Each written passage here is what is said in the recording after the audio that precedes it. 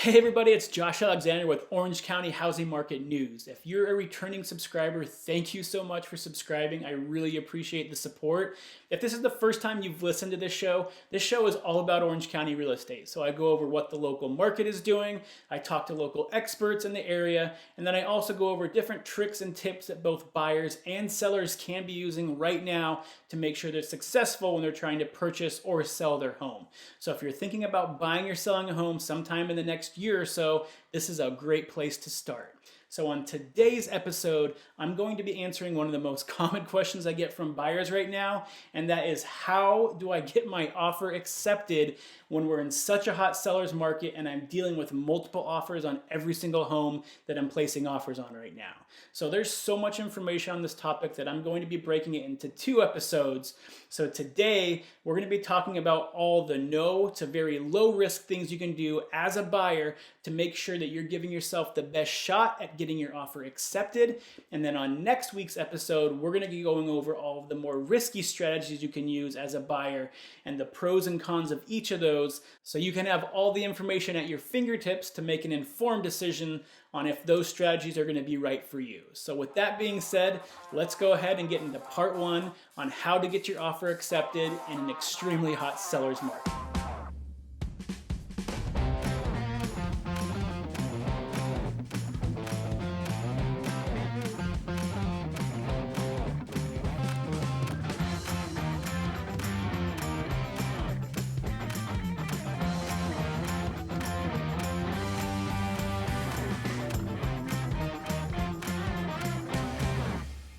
Okay, so before we get started, if you haven't already subscribed to this channel, please hit the subscribe, like, or follow button below. And if you're watching this on YouTube, also hit that bell button. That way you're notified every time a new episode's released. So like I said before, today we're going to talk about the things that you can do that really have no risk to you to make sure you're setting yourself up to give yourself the best shot at getting into a home and outbidding and outcompeting all these other buyers. So a lot of these things might sound like very small, tiny things that won't make a difference, but every little advantage you have in today's market is going to give you that much better of a shot at getting into a home. So let's go ahead and start talking about how building the right team around you is going to give you the best shot at getting into a home, what questions to ask to make sure you have the right team, and what your team should be doing to help you get into that home. So first, we're going to start with your real estate agent, and there's a few things they could be doing to make sure that they're giving you the best shot as a buyer of getting your offer accepted. Okay, so the first thing your agent can do to set you up for success is to make sure that they're very versed and know how to go about adjusting for comparable sales to get you a good market value price recommendation for the home you're trying to place an offer on. Today, more than ever, it's extremely important to be able to know what the actual market value of a home is. Because of these crazy bidding wars that buyers are getting into, it's a lot easier to overpay right now by $10,000, $20,000, $30,000, $40,000 easily when you're against another 5 to 10 different offers if you don't know what the property is actually worth. So you need to make sure you're working with an agent that's able to explain the process of how do they adjust their comparable sales based on the different square footage, bedrooms, bathrooms, the location, the condition of the home, and then different things that are kind of special about the property, like does it have a pool, does it have a view. If your agent can't give you a detailed explanation on how they go about the process of adjusting those recently sold comparable sales to give you their price recommendation, that's probably a red flag that you're going to have issues with the price, because you're not going to have a good indication of what the home should be going for right now. The second thing that your agent should be doing to give you as much of a competitive advantage as possible is making sure that they're contacting the listing agent by phone, not through text, not through email, and explain why, but by phone to get as much information about the seller and their motivations and what they're looking for in the offer as possible before you even place the offer. I see it time and time again where the listing agent doesn't talk to the buyer's agent and the buyer's agent ends up submitting an offer, and there's a whole bunch of things in there that the seller doesn't want to have in the contract, and it could have been easily solved by a simple phone call. For instance, a lot of sellers right now are trying to purchase a property of their own, and just like you, their biggest problem is they can't find another property because inventory is so tight. So if you go in and you say, I want to be super aggressive, give a 21-day close of escrow, get it done quickly, but the seller is actually looking for a longer escrow, you're just kind of shooting yourself in the foot. Yes, the seller can counter back and say, I want a longer escrow, and if you're flexible, you can agree. But the more work that the seller and the seller's agent has to do to make sure they're getting an offer that they like, the harder it's going to be for you to get your offer accepted. Especially right now, when a lot of times I'm starting to see that the sellers aren't even giving counter offers out. They're just saying, submit your highest and best, and we're gonna go with the best offer, or maybe we'll counter offer the top two, and that's it. So if you're not finding out the information on how to make a best offer possible for the seller beforehand, it's really putting you at a disadvantage. So you need to make sure you're talking to your agent and asking them to call the listing agent. And the reason I say call is because the agent is also responsible to start building that rapport with the listing agent. They need to be able to know they can work well together, and they need to be able to know they can communicate correctly together. And that's going to give the listing agent more confidence that it's a good idea to go into escrow with you as a buyer, because they know the agent is competent, they know they can get along with the agent. So hopefully your agent is personable. I would assume so, that they're a real estate agent. You would hope so at least, but you want to make sure that your agent is starting to build that relationship. Talk to the listing agent, and that gives you a better shot of getting your foot in the door. So if you have a very similar offer compared to another buyer, that might just put you over the edge, because the listing agent is going to trust your agent more than somebody else if you have that communication already going. The third thing your agent should be doing to give yourself the best shot of getting your offer accepted, and it sounds very simple, but you'd be surprised on how hard this is for some agents, is they need to be able to follow instructions based on what the MLS says. So what I mean by this is, whenever an agent puts a listing into the MLS, there's a section of agent notes that basically tells the agent, this is what you need to do to show the property. When you submit an offer, this is where you need to submit it. This is the documents that are needed, and this is how you submit it. 25% of agents, in my experience, are not following those instructions. And when you look at that from the listing agent side of things, when I'm dealing with a buyer's agent that can't follow simple instructions, I'm going to let the sellers know that hey, I had to go back to them, I had to change this, they didn't follow this, so I had to go back and tell them how to do it correctly.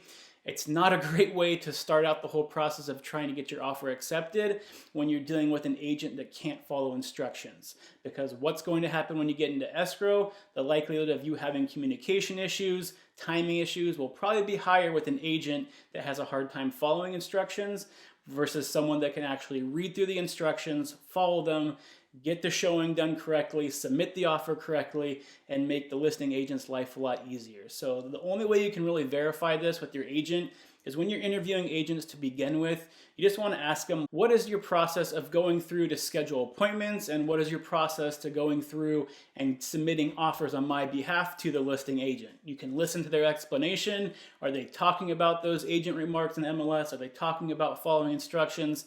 That's really the best you can do to make sure that you're working with an agent that knows that it's important to look at those instructions and follow them to give yourself the best shot at getting your offer accepted eventually, especially in a multiple offer situation. Okay, so the second person that you need to make sure that you're looking for when you're building your team of experts around you to make sure you're giving yourself the best chance of getting your offer accepted is your lender. And there's a few reasons why and a few things you need to look for when you're choosing a lender to make sure that you're giving yourself that best shot of getting your offer accepted. The first one is, how good is your lender at communicating with you, and how do they communicate? So what do I mean by this is, if you need to get a hold of your lender, are they getting back to you in a timely manner? But also, if you like to communicate through text, does your lender communicate through text? If you like to pick up the phone, are you able to get a hold of them by the phone? Or are you constantly getting their voicemail?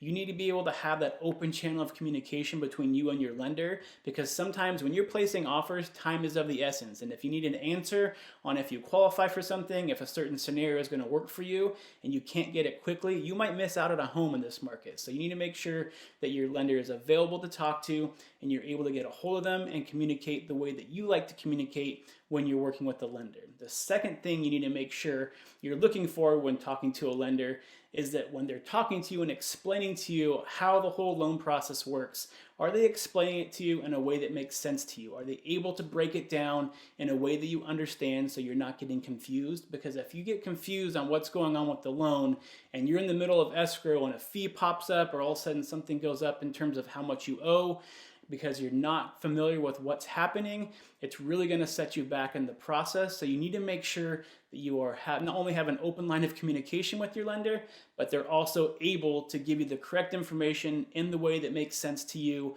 And that's a great way to at least start the process of looking for the right lender.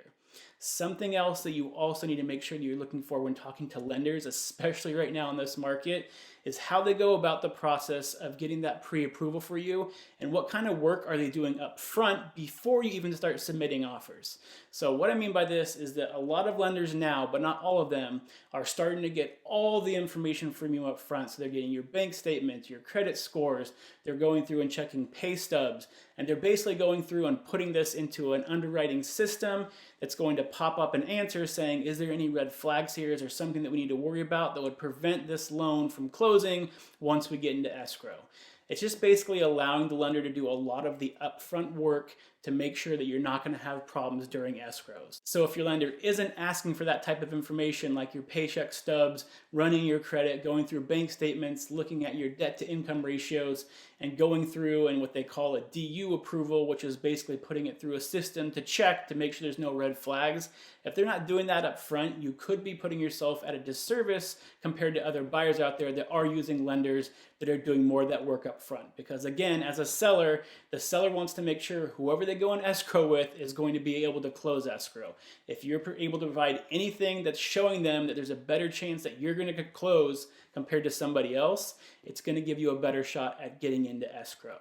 So another thing to look at for lenders, and this kind of goes back to your agent as well, is that every time you place an offer, you need to make sure that your agent is communicating with your lender, telling them, we just placed an offer on this property, here's the listing agent's contact information, here's the terms of the offer, can you please give the listing agent a call and go over the financial part to make sure they understand this loan is good, there's not going to be any issues with it, and you're basically just giving them a secondary opinion, telling them you're not going to have anything to worry about when it comes to the loan with this specific buyer. If your agent and lender aren't doing that, again, it's just one less thing that someone else could be doing that's going to put you at a disadvantage. So you need to make sure that every time you place an offer, you're having your lender reach out to that listing agent, talk to them, answer any questions they might have, so that listing agent is fully confident when they go and present your offer to the seller that there's not going to be any issues. They're going to be able to tell the seller, hey, I talked to the lender seems like they know what they're doing, there's plenty of room, so if they need to pay a little bit more, they can, especially in this market. So it's going to give you a little bit of a leg up compared to somebody else. Okay, so there's two additional things that a lender can do to really help you out when you're placing offers, so it's good to talk to them about this before you decide which lender to work with. The first one is, how flexible are they? Do they know what the current market conditions are? So what I mean by this is a lot of lenders now understand how quickly they can get a loan approved. On a typical contract, the loan approval, the contingency you have in place is going to give you 21 days to get that loan approved. If they know they can get it done in 17 days and you're able to reduce your contingency from 21 to 17 days, it's going to give you an advantage compared to somebody that can't do that. So what is a contingency? Well, contingency is basically there to protect you as a buyer and give you a way to exit the contract and not purchase the home if something were to happen with the loan, with the appraisal, with the inspection. So as a seller, when you're looking at these contingencies, you're trying to find buyers that can lower contingencies to as short as possible, because the sooner those contingencies get lifted, the faster they can lock you into purchasing a home. So if you're able to say, hey, I don't need 21 days for my loan contingency, I only need 14 or 17 days, it's going to be more appealing to the seller because it locks you in to purchase the home faster. And if the lender knows they can do that and they don't see any issues with it, then you can write that into the contract. So it's good to be able to touch base with the lender before you write the contracts to see if they're able and are comfortable lowering that appraisal contingency or loan contingency to give you a better shot at getting the property. A lot of big institutional type of lenders don't have that flexibility. They have to have it at what the contract says, and they aren't able to nudge it up or down at all. So having a lender that's able to do that in this market is going to give you an advantage. The last thing you can do, and this is something that not many lenders are doing, but you can ask about it and see if they're comfortable with it, is some lenders are now starting to say, hey, we can get this loan closed and get everything closed in 30 days. If we can't close it in 30 days, I'm going to pay the seller a per diem, so per day, a certain dollar amount if we can't close escrow because of something due to the lender. So if the lender makes a mistake and can't close escrow when they say they will, then you're basically saying the lender is going to give them a certain dollar amount per day every day that escrow is delayed getting closed. This is just one more financial incentive that you're giving the seller and more confidence that you're giving the seller to basically tell them, hey, this lender is going to close this loan in 30 days. If they don't, they're so confident they can close it in 30 days, they're going to tell you that they're going to pay you money every single day that it's not closed. So again, this is not something that all lenders are doing right now, but it's important to ask about it and see if your lender would be open to it. The good lenders out there that know how fast things are done, that have gone through your file and know there shouldn't be any issues, are willing to do these type of things for you to give you that extra boost to hopefully be able to get your offer accepted over somebody else's. So you can see that the lender you work with is very important, and you have to be looking at things not just as what is the lowest interest rate I can get, but what else can the lender offer me to get my offer accepted and to put my offer above everybody else's when you're dealing with 5, 10, 15 offers on every property you're trying to purchase right now. Okay, so the third person you're going to want to look at when you're building your team of experts around you to give yourself the best shot at getting your offer accepted, and this might be an odd one, but it's going to be your general inspector. So let me tell you why. So in California, you can go out as a buyer and hire any general inspector you want. So you can do your own research, find an inspector that you trust based on their recommendations, or oftentimes your agent is also going to have an inspector that they use, that they've worked with before, they trust, they know they do a good job. You're free to choose whoever you want. However, there's a few things you want to make sure you're talking to the inspector about before you decide to hire them. The first one is how available are they? So right now, just like with the other contingencies, there's an inspection contingency. So if your inspector is available to go out there, let's say 2 or 3 days after escrow opens, instead of the standard 17-day inspection contingency window that you have, you might be able to comfortably lower that to, let's say, 10 to 12 days because your inspector can get out there quickly. And even if you find something where you're going to need a secondary inspection, like a sewer line inspection, a plumber out there, a roofer out there, you're probably going to have enough time to get multiple inspections done before you need to lift that inspection contingency. So having an inspector that's available is definitely going to be an advantage right now because you can lower your contingency window, which again is going to make your offer look more favorable to the seller because it's going to lock you into purchasing the property faster. The second thing you want to see if the inspector has any flexibility with is, are they able to basically hold an appointment for you? So with the inspector that I work with, for instance, I can call him, and if he has an appointment available on a certain day, I can say, hey, can you hold this for 24 hours while we submit our offer?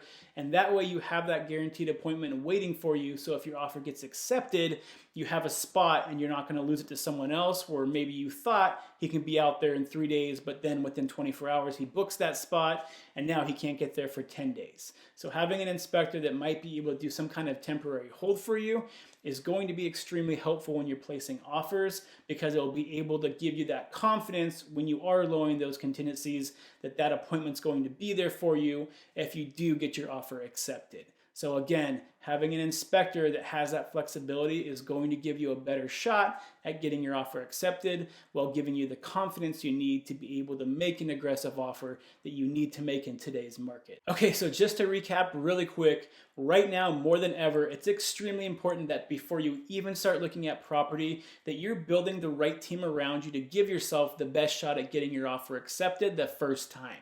So going through, hopefully this gives you some information on what questions to ask your agent, your lender, your inspector, to make sure they're going to fit with what you need to be able to get your offer accepted. So I'm hoping you found that information useful. Next week, we're going to start talking about some of the more risky strategies that you can use when trying to purchase a home right now that unfortunately in today's market are becoming more commonplace because we're dealing with 5, 10, 15 offers on a lot of these homes right now. So we'll go over the pros and cons of each, and that way you have some information to be able to use and determine if some of these strategies are going to be right for you based on your individual circumstance. So until next time, stay healthy, stay happy, good luck with the home shopping process, and we will see you next time. Bye.